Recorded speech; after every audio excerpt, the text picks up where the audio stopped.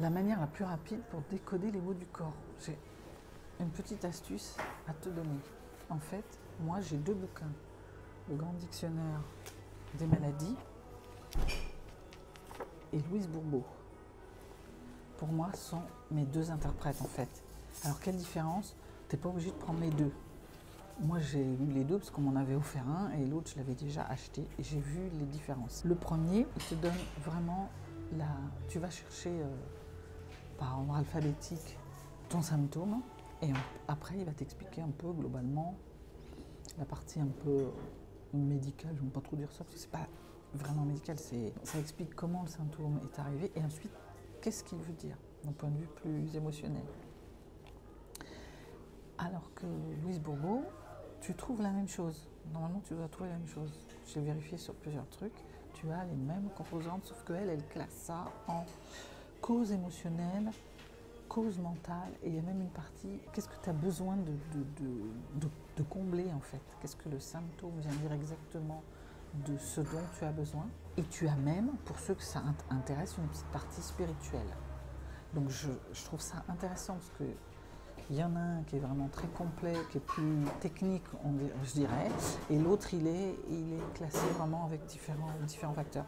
Alors, je vais te donner un exemple pour illustrer tout ça. Moi, en ce moment, j'ai mal aux gencives.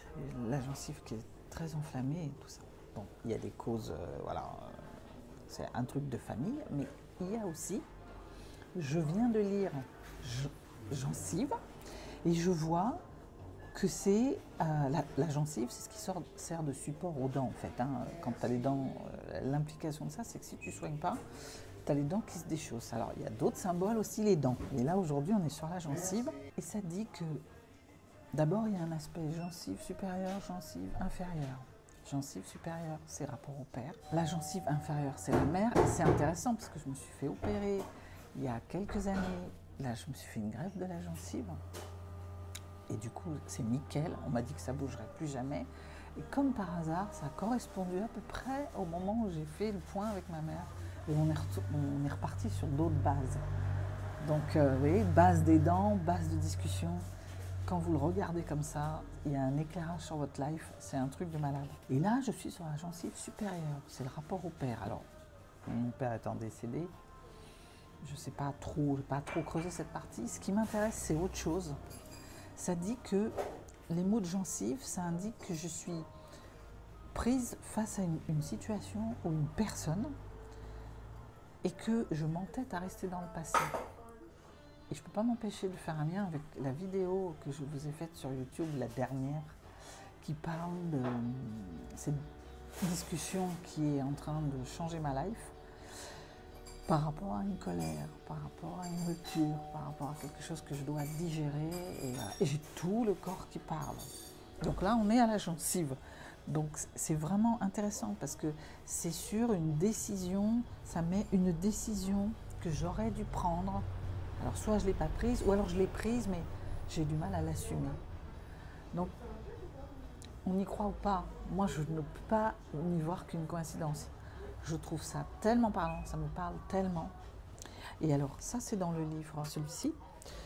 Et Louise Bourbeau, elle rajoute, après, elle classe en cause émotionnelle, donc elle dit exactement la même chose, que on a des difficultés à mettre en place une décision, donc vous voyez qu'on retrouve pareil. Et après, il y a des causes mentales. Dans cause mentale, elle met de quoi as-tu peur lorsque tu penses à passer à l'action. Ce qui va dire, dans la décision que j'ai prise, mais pas complètement, je me rends compte que finalement, il y a une clôture que je n'avais pas faite.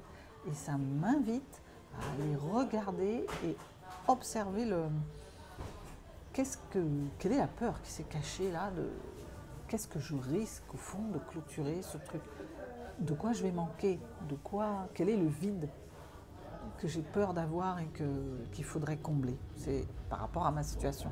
Donc, si tu as un truc comme ça, c'est intéressant. Là, j'ai pris la gencive, mais fais-le avec n'importe quel symptôme.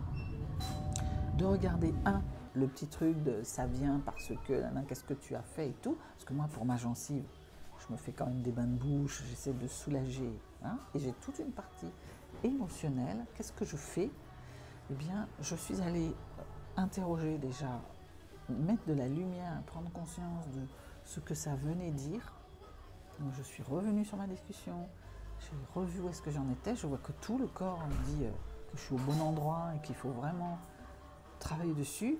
Et concrètement, là, je suis en train de regarder la peur que c'est venu chercher de pas clôturer, de quoi j'allais manquer en clôturant vraiment avec cette personne. Et puis après, émotionnellement, il y a je laisse circuler, j'accueille cette douleur. Donc, ma gencive, je lui parle tous les jours. J'ai même fait un truc sur les conseils d'Amélie. Oui, c'est toujours Amélie, je sais, qui m'a parlé d'un bouquin. Je suis allée mettre comme ça ma main sur la gencive en lui envoyant un truc de pardon, d'accueil. C'est extraordinaire, comme j'ai eu moins mal. Alors, il y a peut-être l'effet placebo, diront certains. Et puisque ça marche, allons-y.